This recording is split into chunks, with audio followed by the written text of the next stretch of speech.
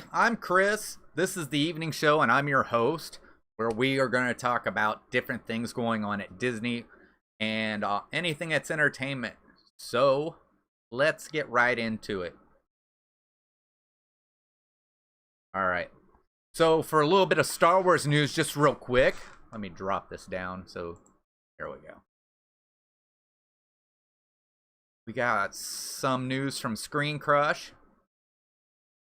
And it looks like, maybe if I can get down there, looks like Hayden Christensen will reportedly play Anakin Skywalker on the Obi-Wan series. So over at Disney Plus, a Star Wars live-action television series based on Obi-Wan Kenobi is still in the works. Back in January, it was announced that the project was on hold indefinitely due to some major script revisions, and that's the last we heard. Now, according to LRM Online, a new casting deal has gone down behind the scene. Hayden Christensen is supposedly reprising the role of Anakin Skywalker for the series. Hey, Keith from Big Disney Fan, thanks. Jeffrey, thanks for coming in.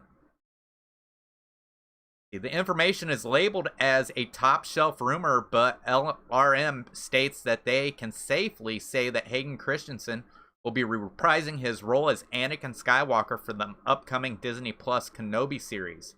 It's not an implausible notion when you think about it. The show is planned to take place in between the prequels and original trilogy, when Anakin is, well, Darth Vader, but through the use of dream sequences, or perhaps even flashbacks, Anakin could definitely continue to be a part of Obi-Wan's journey.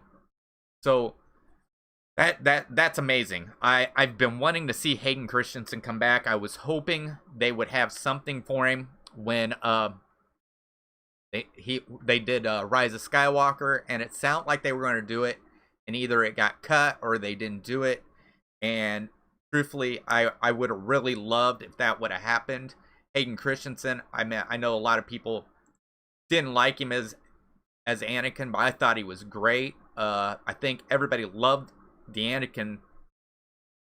They love the character, so I just don't see how they couldn't bring him back. So let's see, what else do we have? No, we had some other stuff down here. Oh, here we go. And this comes from WDW News Today, and it's Wine and Dine featuring festival favorites served frozen Kyrgyz and little else at the Taste of Epcot International Food and Wine Festival. So the Wine and Dine feature festival favorite Marketplace isn't holding back at this year's Taste of Epcot International Food and Wine Festival. Wine and Dine is focusing on wines from California and favorites from festivals of Marketplace of years of past. We're excited to revisit some old favorites. Festival Favorites is located inside the World Showcase or Showplace between the Canada and UK Pavilion. World Showplace houses the festival favorites, Appleseed Orchard, mac and cheese, and desserts and champagne's booth. Once the building is at capacity, there is a virtual queue to get in. So I actually think we actually stopped here, but I don't think they were having food and wine. All right, Jeffrey, I'll be waiting for those. Let's see. So yeah, I have been in here. We actually, I think what we did, we actually went in there. They had some, I think it was apple cider. I think it was around Christmas time that we actually went in there and we actually enjoyed some apple cider when we went in there. So, and that was my daughter's idea. They actually had a couple of stuff in there. Some that was all right, and then there was some that was just okay. So,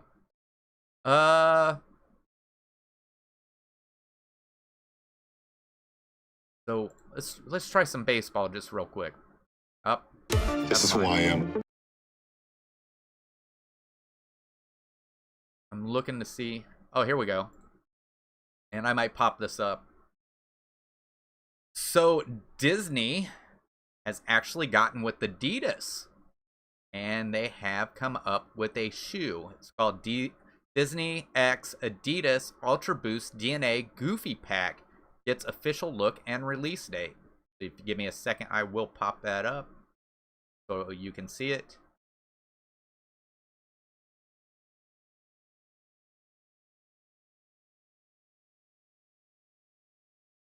There you go. So yeah, so you can see Goofy is all over these Adidas, the Ultra Boost. It's a week full of cartoon kicks, as after the KITH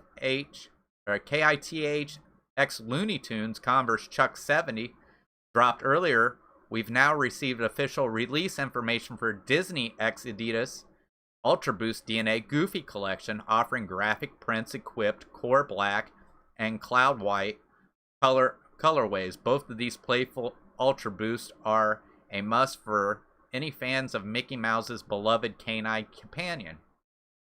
So, was that the only color they had? I was going to look down. It looks like there's another color here, just a little bit smaller. But, so it looks like they're going to run for about $180 a pair. Wow. That's a lot of money for shoes. So, but they look pretty nice. They look really comfortable too. So but I don't know if I'd pay $180 for a pair of shoes.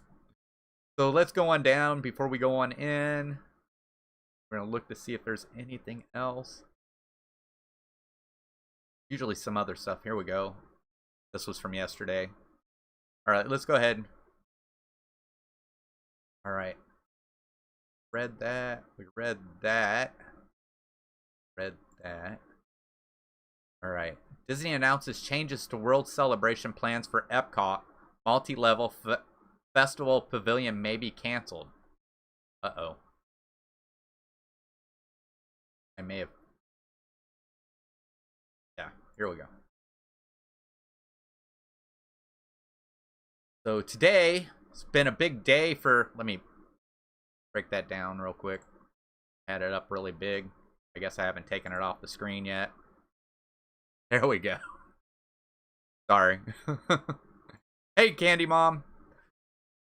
Sorry I missed you with Dole Whip Dad. I was driving. That's fine. That's all right. So yeah, this is Disney announces changes to World Celebration plans for Epcot multi-level festival pavilion may be canceled.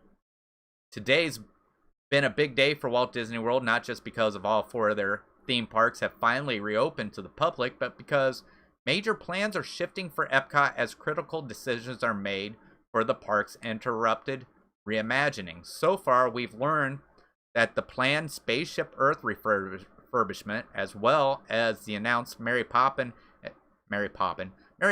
inspired attraction and world showcase have been officially postponed.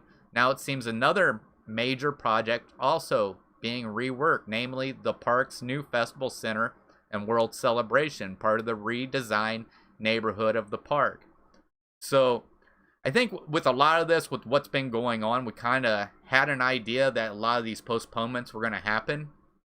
So hopefully with them reopening up and everything starting to get someone back to normal, maybe the stuff that's being postponed will start to go on. Yeah, I'm sorry, Candy Mom. I forgot to drop it. So the new pavilion will be the perfect place for live events and the home base for Epcot's signature festival. It will provide a stunning, elevated view of the entire park and an ideal spot to witness Epcot's nighttime spectacular. This beautiful 3-level structure will have one of the most remarkable architectural designs at any Disney park, featuring a plaza level, a middle expo level, and a park that sits in the sky on top of the level. So yeah, so like I said, we kind of knew that this was gonna happen. There was gonna be a lot of postponements and everything like that. So that's nothing we didn't already have an idea for. Let's see what else we got. Don't know who that is. Okay, here we go. So see. Park Center, Walt Disney World reopens, Hong Kong Disneyland recloses, and Spaceship Earth refurb delays. So we can read through a little bit of this. Tonight, July 15th at 9 p.m. Eastern will be the next. Okay, hold on. This week, we'll be talking about the grand reopening of the parks, Hong Kong not so grand reclosing, the announced delays, and changes to Epcot refurbishment. I think we already covered that, so I think we can go ahead and back out. That's funny because I'm getting it from the same news source, just it's the same story. Ooh, look at this. I might have to pull this one up, just make sure I don't forget to put it down. Spike the Bee Sippers, cups with frozen slush at the refreshment outpost for Taste of Epcot International Food and Wine Festival 2020. The refreshment outpost is back at this year's Taste of Epcot International Food and Wine Festival. This year round, kiosks don't have a big menu, but it does offer some specialty items at this time of this year. So, let's see. The menu refreshment outpost at the Taste of Epcot International Food and Wine. So they have what looks like a really neat. So what they got for food, they have an all-beef hot dog with chips for $9.50, a frozen slushy, Coca-Cola, or Minute Maid lemonade, and a souvenir Spike the Bee sipper cup. All right, so I'm going to let you see what this is just real quick. Let me pull that up. Just hope I remember to close it. So here we go. We got Spike the Bee zipper cups. So those look, I think those look really neat. I'd almost like to have one, but I'm not going to be able to make it down there for that. So, but yeah, it looks like something that would really attract people. I really like it. Spike the Bee. It's funny. Spike the Bee kind of has that face, almost like the Mickey Mouse face, except for with the antennas and without the ears. But I think that's really neat. There we go. I remembered to knock it down. Okay, Jeffrey, that sounds awesome. I'll be looking for him. Oh, what did I do? What did I do? Okay.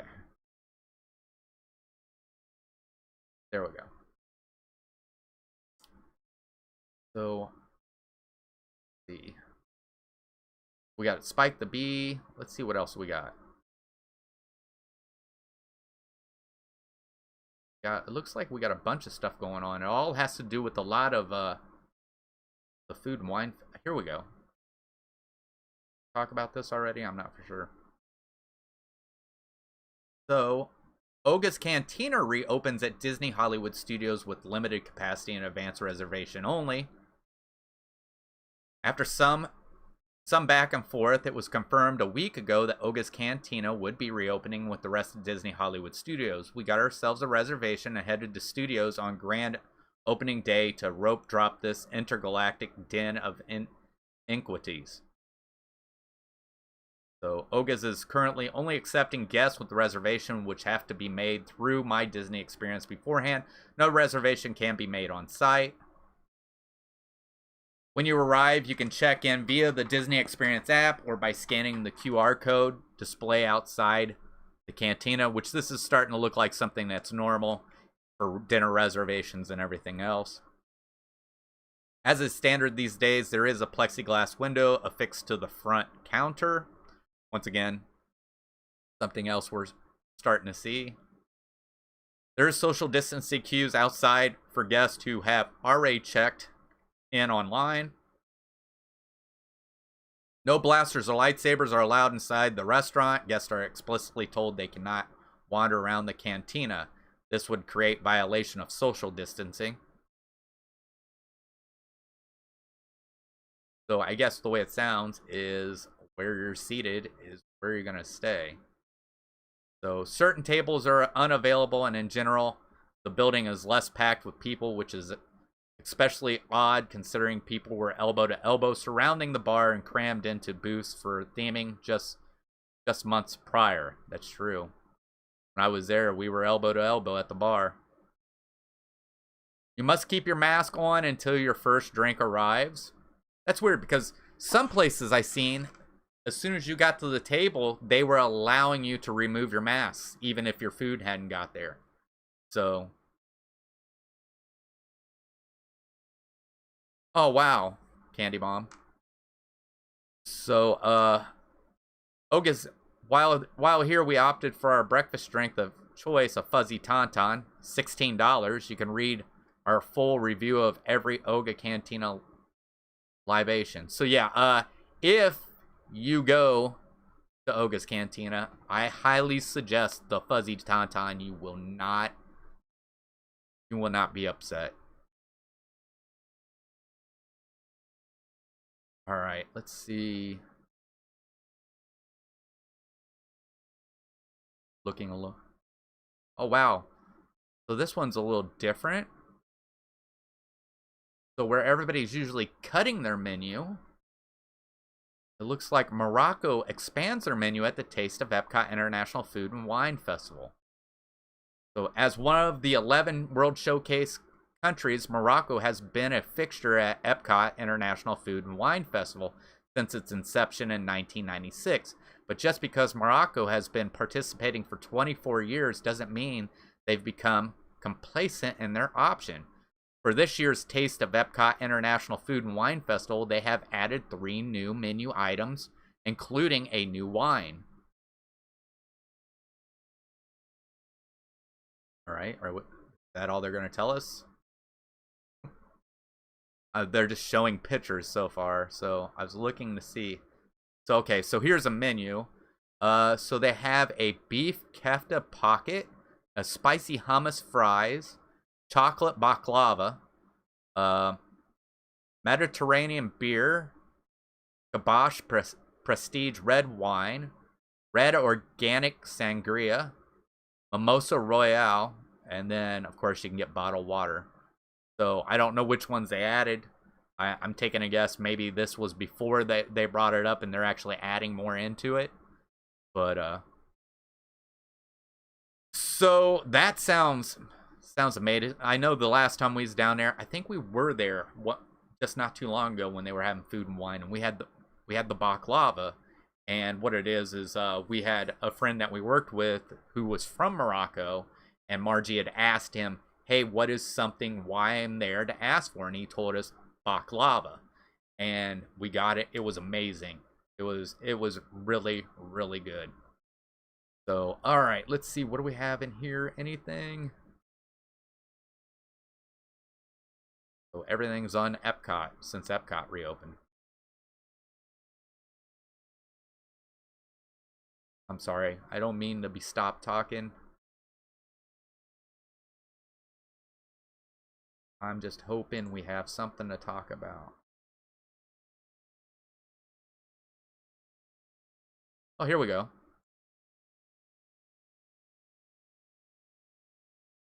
All right. So Muppet 3D Vision 3D makes a glorious theatrical reopening at Disney's Hollywood Studios. We are back at Disney Hollywood Studios during cast member previews of its phased reopening, and our next stop is Muppet Vision 3D. Join us and our favorite Muppet friends as we explore the current health and safety measures taken throughout the 3D experience. I hear it has a glorious 3-hour finale.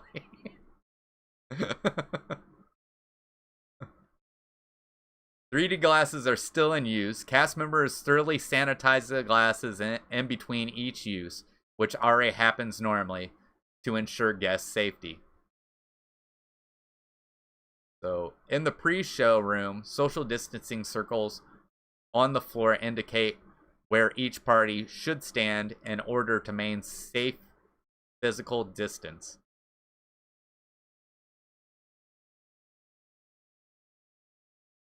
During our experience, guests were very good at following social distancing guidelines. So, and yeah, it looks like what they've did is they've blocked rows off, and I'm sure they've there's certain seats that you can't sit in. They probably have seats that are for certain parties, like they have every place else. But yeah, I know. If you were wondering what I was laughing at, I was laughing at the glorious 3-hour finale, because I mean, if you've been there and seen it, you know that I can't even think of his name. The eagle. He brings up that he's got a glorious 3-hour finale, and that's when Kermit says you have this many minutes. So yeah, I always thought I like the Muppets. They make me laugh. Yeah. Ooh. Here's some news. The Twilight Zone Tower of Terror returns with no pre-show at Disney Hollywood Studios. So no pre-show. Wow. Now, a stout-hearted reporter investigates the newly opened attraction, finding changes that will help to keep guests safe as they journey into the Twilight Zone. Guests social distance as they get into the queue, while the cast members at the entrance wears a face shield. Outside, a sign warns that the guests with certain medical conditions should not ride this attraction. Social distance markers line the ground as guests walk to the Hollywood Tower Hotel entrance. Somehow, the hotel lobby is even creepier without guests in it. I would say so. They've had months to fix the guest elevator, but still no progress. I guess it's the service elevator for us. Hopefully, with everything going on, housekeeping is off cleaning rooms. The biggest change is that the pre-show isn't running. Instead, guests are directed to enter the next room. So it looks like instead of stopping in the one room where the TV comes on and does the whole Twilight Zone, you're just walking right through there and going right into line. So yeah, that's right, Candy Mom. Yeah, but that they're showing that you're not stopping. You're in that pre-show room. You're just going on through. So, which I'm guessing after that, of course, you still have your social distancing markers. So it looks like you just walk right through and head right in there. Yeah. I don't know. I mean, the pre-show is what really sets up the ride, but I guess if you've been on it hundreds of times.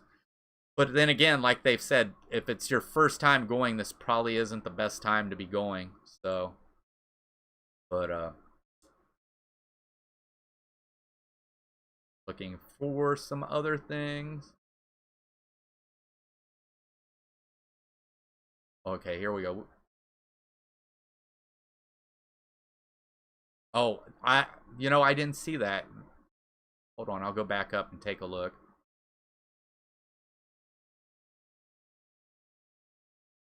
Let me see if they show. I'm going to see if they're going to show. If they don't tell you how, I'll explain it to you. Because I didn't even think about that, Candy Mom. Thank you.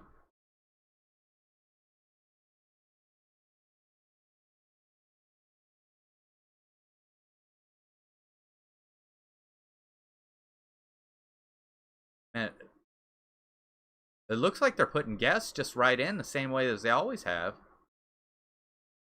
Hold on.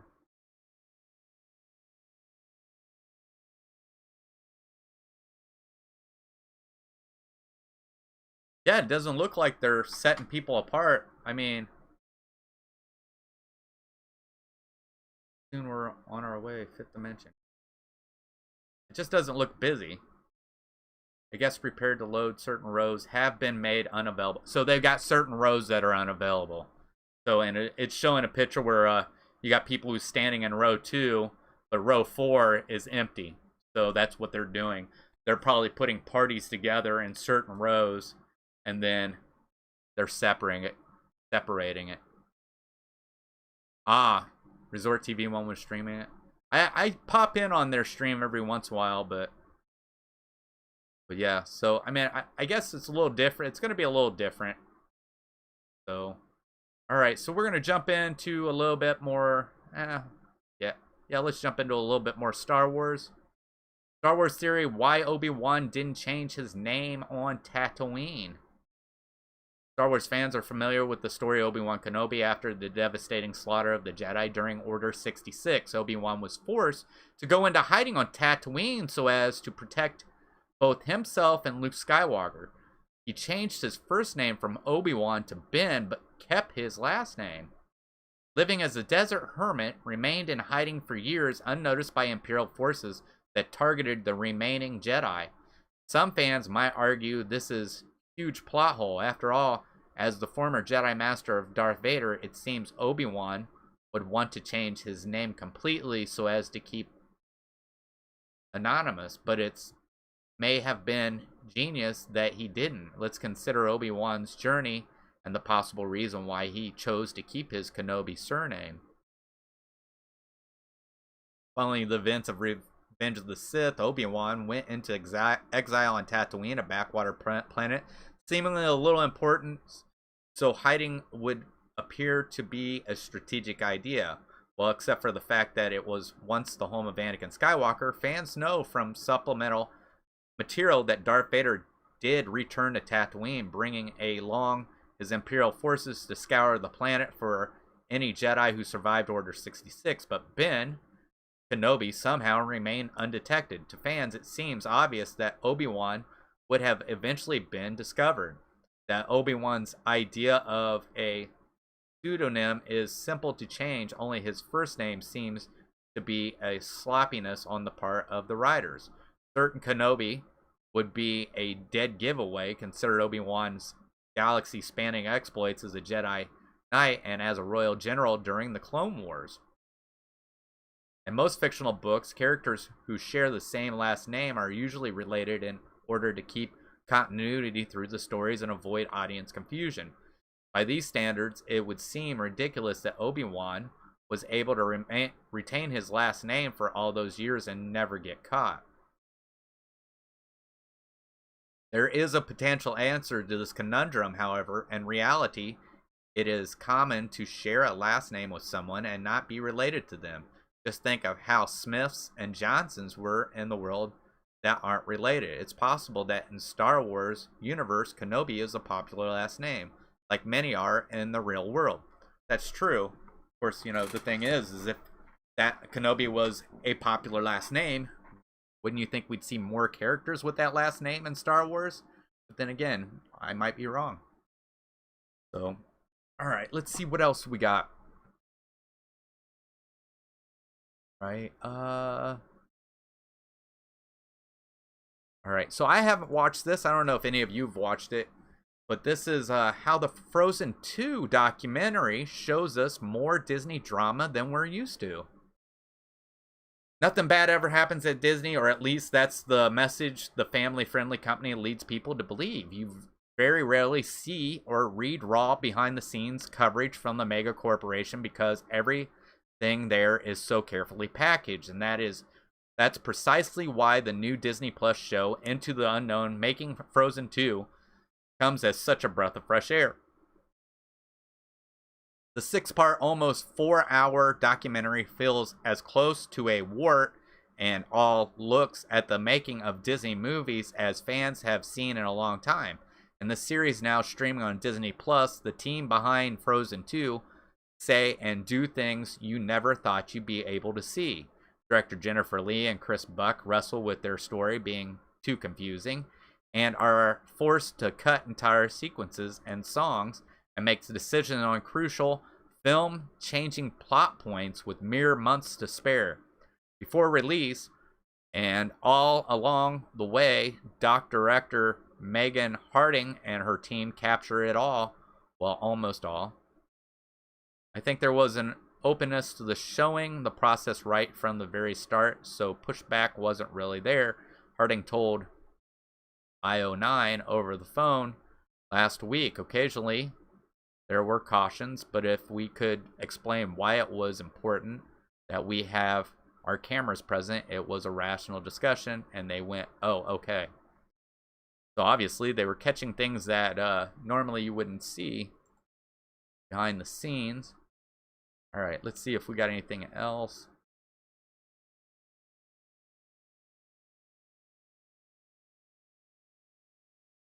Ooh, hear this, maybe. I don't know how many people, yeah, Jedi mind tricks. that is true. I bet that's probably what did save him a lot, Candy Mom, is he Jedi mind tricks. I mean, you seen how he kept him saying these aren't the droids you're looking for. So I could see that if they questioned him, of course he could use a Jedi mind trick. I guess it would actually take Vader himself to come down and question Obi-Wan, so that Obi-Wan wouldn't, to find out who he really is. So I'm sorry. So I don't know if you guys are into coffee, but a must-try coffee at the Morocco Pavilion in Epcot. We all get those 3 p.m. slumps, even if we're at Walt Disney World enjoying the magic. Maybe you've been there since the park opened early in the morning. Maybe you're getting ready to enjoy the park at night all night. Whatever it may be, the pure smell of coffee could be awakening. But if you're anything like me, I don't want just to smell of coffee. I want to enjoy sipping a large cup of it, whether it is be a hot one to stay warm on those cooler falls and winter days, or an ice cold one that cools you down on those hot summer days when you just can't seem to beat the heat. We're totally in the middle of those times right now that calls for a cold one, and now that Epcot has reopened today at Walt Disney World, there's a really great option for you to enjoy while you're there. Spice Road Table. It's been over 100 days since anyone has gotten to enjoy the international culture and cuisine at Epcot. The Morocco Pavilion at Epcot is the home of Spice Road Table, and they're super excited to welcome guests back for a taste bud adventure. Healthy and safety measures have been implemented there, so cast members and guests will both feel comfortable when experiencing the majestic Morocco Pavilion. There's definitely a caffeinated beverage that you'll want to stop by for. Mocha Coffee. Spice Road Table has previously posted this coffee to Instagram, and we've been thinking about it ever since. Chocolate and coffee have each both been known to bring out flavor, so just imagine what a coffee that has the combination of both could do.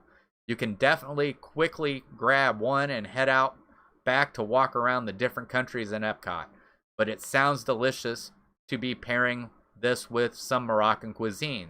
Spicy Road Table has specialty entrees options that are great for lunch, then have the coffee to pick you up from food coma, or if you're between meals, they have small plates that are great with your 3 p.m. coffee. So obviously the mocha coffee isn't something new, as we all know, but I don't know, it would be definitely something to try, and go in there. I don't know what they have. I've never ate there. But, get something small just to get a coffee. But me, I like Joffrey's coffee, and you can find Joffrey's almost anywhere. I know Starbucks is there. I'm not a big fan of Starbucks. I'm sorry. There's just reasons why I don't like Starbucks. But let's see what else.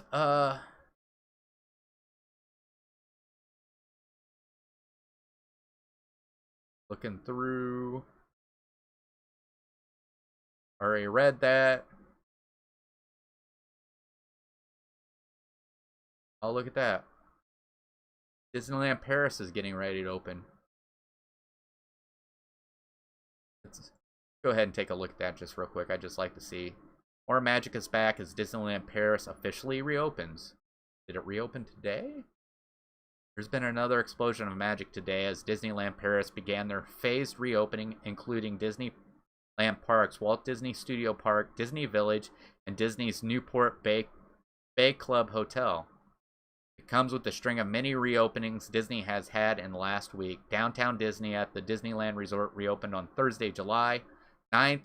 Magic Kingdom and Disney's Animal Kingdom at Walt Disney World Resort reopened on Saturday, July 11th, and Disney's Hollywood Studios and Epcot reopened. Let's see. Over the past couple of days, annual pass holders were allowed early access, experience the new kind of Disney magic, similar to what we've seen over at Walt Disney World last and this week, with Disneyland Paris reopening to the public today. So it was today. This sparks of joy and light had fans excited to visit the Disneyland Paris park. that had been closed for over 100 days. Through social media, we've been fortunate enough to see the guests react to their first day back at the parks. So that's great. I'm glad to see that another park's open. So, I mean, it's sad to see that Hong Kong had to reclose, but obviously they're in Europe, they're reopening. So that's something really neat. Let's see. I want to see if they've got anything in here. Latest stories. They do. And it's exactly what I just read. So the Disney has opened. Everything seems to be mostly food and wine. I'll check back and see if they have maybe something that's not so Disney, maybe some more other stuff. I can talk about this. So I did have a reaction video come out today. It was not to a ride. All right. I've been doing reaction videos on rides. I did a reaction video on a movie trailer that comes out on Disney Plus on August 14th, and it's called The One and Only Ivan. And if you haven't seen this, I suggest you go check out the trailer, or you can go check out my video.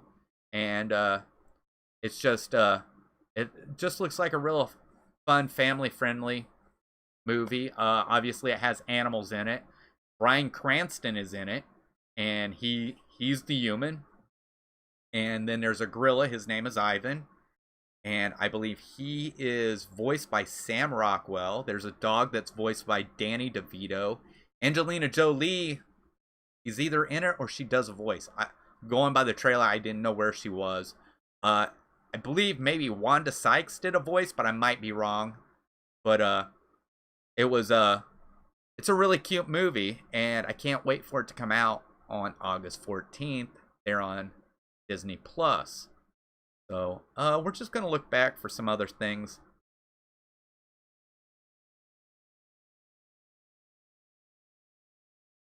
Just real quick.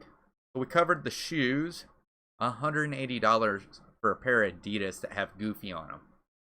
I mean, they look pretty neat, but I don't know if I'd spend $180. And of course, everything was over the Food and Wine Festival.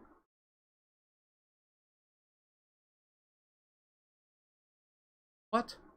Okay, so I'm going to cover something. Okay, this is more around my area. All right. So I don't know if you've ever heard of Kings Island. All right. Kings Island is a park that's near me. And if you've ever heard of it, then it's because of the wooden roller coaster there called the Beast. The Beast is in the Guinness Book of World Records. At one time, it held 3 different parts in the Guinness Book of World Records. It's been broken for 2, so it's only down to 1. It is the world's longest wooden roller coaster. It's 2.5 miles long. So this is the park. We have annual passes to this park, and it is actually owned by Cedar Fair, who is actually the owner of Cedar Point. So Cedar Fair owns Kings Island, Cedar Point. They own, I think, Knott's Berry Farm, and different places all over the United States. But Kings Island is a place that I was going ever since I was just a little kid. Always loved the place, but they just put in a new Giga Coaster called the Orion, and the Orion has a 300-foot drop on it. And I have not gotten there to ride it yet. But right now we have how I lost 190 pounds to ride Kings Island's Orion. Wow, you have to be pretty big. When people ask me how I did it, they usually think I'll respond with keto, Atkins, paleo, or even surgery. They're wrong. My answer, Orion.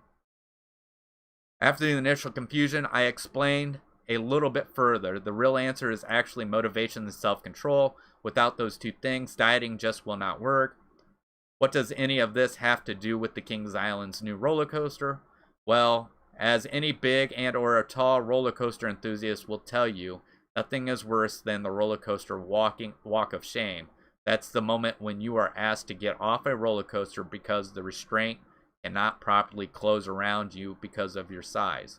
It's painful, and I know all too well how it feels. At my largest, I weighed around 430 pounds. By that point, I had all but given up on ever riding coasters again. But when Kings Island announced its plans for Orion, I knew it was time for a change. Love for roller coasters. Growing up in Fairborn, my family and I made annual trips to Kings Island, my favorite summer hangout. Some years we even had season passes. Starting off with the Beastie, my love of roller coasters began to grow. I eventually graduated to the bigger rides like the Racer, Adventure Express, and even Vortex. There was only one coaster that I can remember being truly afraid to ride, the Beast. Not being able to see the layout terrified me.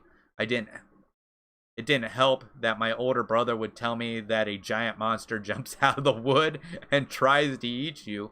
Eventually, I mustered up the nerve to ride it, and I remember feeling a true sense of accomplishment. I had conquered a genuine fear. As I got older, I started to learn more about how roller coasters worked, who designed them, and where to go to find the best rides. My mind started to become an encyclopedia of these theme parks and coaster knowledge. It was my passion. I started to travel to other parks. My favorite roller coaster of all time is Millennium Force, a 310-foot giga coaster up at Cedar Point that opened in 2000. That was the first roller coaster to truly take my breath away. Therefore, I credit it the intense passion for roller coasters that I have today. The Walk of Shame. I have always been a bigger guy. Growing up, I have always been tall for my age. I remember then we went to Kings Island. My mother would always say, if anyone gets separated, then meet at Jared. I am a beacon to the lost within a crowd. That is still echoed to this day as I currently measure in with a height of 6'9". Sometimes my height can restrict me from being able to ride certain rides. There isn't much I can do about that, so it's something that I just must accept and move on. Now, I've always had issues with my weight. Working in a restaurant around food every day didn't help. It wasn't until I decided to follow my passion for roller coasters that being a heavier guy started to become a major issue. Being told that you are too big to ride a coaster is painful for anyone, but it was especially hard when I had my first walk of shame on Millennium Force. It was then that I decided to take some action to lose weight for the first time. More than 100 pounds lost, and my weight was no longer an issue for the time being. I was lucky in that my first career sent me traveling all over the U.S. I would always schedule a few days to stay wherever I traveled so I could visit the nearest theme park. I learned that my favorite ride manufacturer was B&M, having ridden almost all of them in the continental United States up until that point. With most of my top 10 coasters being designed B&M, I was a true coaster enthusiast. By that point, being a card-carrying member of ACE. Okay, if you don't know what ACE is American Coaster Enthusiast. The American Coaster Enthusiast, my coaster count kept growing, reaching well into the 100s, 200s, 250s, even exceeding 295. I was so close to reaching 300, but then tragedy happened, a desk job. Switching careers is hard, but going from a job that was 100% physical to a job that is 0% physical can surely take a toll on you, especially physically. My weight skyrocketed. All the good things that I was doing to keep the weight off went right out the window. On August 15, 2019, Kings Island made the announcement that would change everything for me. They were building Orion, a 300-foot tall B&M giga coaster, all my favorite things in one roller coaster and at my home park. This was it. This was the motivation I needed. I'd always made a promise to myself that if Kings Island ever built a B&M giga, that I would have to ride it no matter what it took for me to do so. Well, they finally were doing it, and now it was time to act. I decided the day of the announcement that I would lose all the weight and ride it on opening day. Wow. What a way to get inspired to lose weight. I mean, the guy, not only does the guy get to ride the roller coaster, he's actually becoming healthy, and he's found something that's motivating him to become healthy. So I think that's a really great story.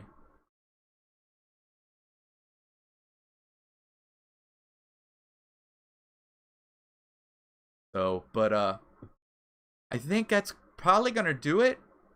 We basically have ran out of stuff, but we will be back tomorrow with more news. And I don't think we have Disney Friends tomorrow. I haven't talked to Gonzo. I think he was kind of up in the air whether he was going to do it from the park or not. But I think that's going to do it. As for that, I have been putting out videos every day at 3 o'clock Eastern time. If you want to check those out, they're all been reaction videos. I've got one that's coming up that I'm reacting to something that I've already seen. So, but it's something that actually brings a reaction out of me every time I see it. So, I'm gonna say it made me cry. So, but that's coming up in a few days. Other than that, I've been just trying to watch or trying to react to different stuff that I probably won't see. So, if you happen to see them and you react, or if there's something you want to see me react to, please always let me know. And if I hadn't seen it, I'll react to it. But as for that, that's going to be the news. I think we covered a lot. It was really interesting. But once again, I hope you all a good evening. And I hope to catch you tomorrow, where hopefully we have some really good news. It seems to all be on the different safety precautions there at Walt Disney World. But hey, I mean, it's getting us prepared for the next time we go. So, but as for that, I will catch you tomorrow. See you later. Bye.